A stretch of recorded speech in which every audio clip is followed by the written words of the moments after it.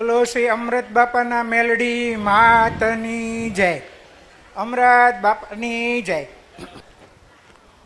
હે માડી, હું ગાંધીનગરથી આવું છું. મારું નામ જગદીશભાઈ ગણપતભાઈ પટેલ, ગાંધીનગરથી આવું છું. મારા દીકરાને એની કંપનીવાળાએ કેસ કરી ₹4.25 કરોડ આરોપ મૂકી અને કસ્ટડીમાં નાખી દીધેલો. અને ઘણા બધાને મેં પૂછ્યું, વકીલની સલાહ લીધી, તો કે 8 જેટલા એની ઉપર ગુના દાખલ કર્યા. એટલે બધા જ એમ કહેતા હતા કે આને હવે જામીન મળવા બહુ મુશ્કેલ છે. તો અમને તમારો એક જૂનો હરિભક્ત છે સુરતનો સંજય, એના પપ્પા ગુણવંત કાકા, મારા કાકા થાય દૂરની, એમને ખબર પડી એટલે એમણે અમને જાણ કરી કે જો બેટા, તમને જો વિશ્વાસને ભરોસો પડતો હોય તો આ દુનિયાની માથે, આ ધરતી ઉપર સાક્ષાત માતાજી બિરાજમાન છે. તમને વિડીયો અને એડ્રેસ મોકલું છું, તમે ત્યાં જાઓ અને તમે એની જાણ થશે અને ઓળખાણ થશે. તો એ સિવાય બીજું કોઈ મને દેખાતું નથી આ દુનિયામાં તમારી કોઈ મદદ કરે. અને મારી જિંદગીની જે કહેવાય પૂંજી, મારો એકને એક છોકરો મારી તમે પાછો લાયા.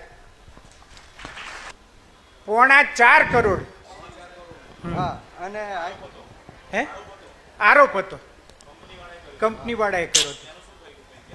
એટલે અંદર જ હતો, એ છૂટે એમ જ નહોતો, જામીન જ થાય એમ નહોતું.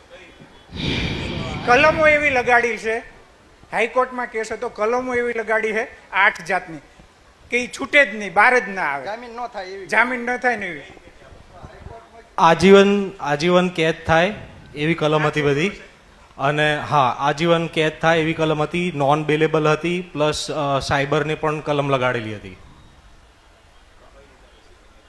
અને પછી હવે ભગવાન માતાજીની દયા, હું તો અંદર તો મને ખબર નહોતી. મારા ફાધરે કીધું કે અમૃત બાપાનું મેલડીનું નામ લેજે, જ્યાં સુધી યાદ રહે ત્યાં સુધી. એટલે 24 કલાક, મતલબ જ્યાં સુધી જાગતો હતો ત્યાં સુધી આખો દિવસ રટણ કરતો હતો. અને ઘણા બધા કેસીસમાં જોયા કે રિજેક્ટ થતા હતા. બીજા ઘણા બધા એવા છે જેમના હજુ નથી થયેલા. અને ઘણા બધા એવા છે કે એમની પ્રોપર્ટીના પેપર્સ પણ મુકાઈ દીધા છે, પ્લસ પૈસા ભરવાના આવે છે ને ત્યારે થાય છે.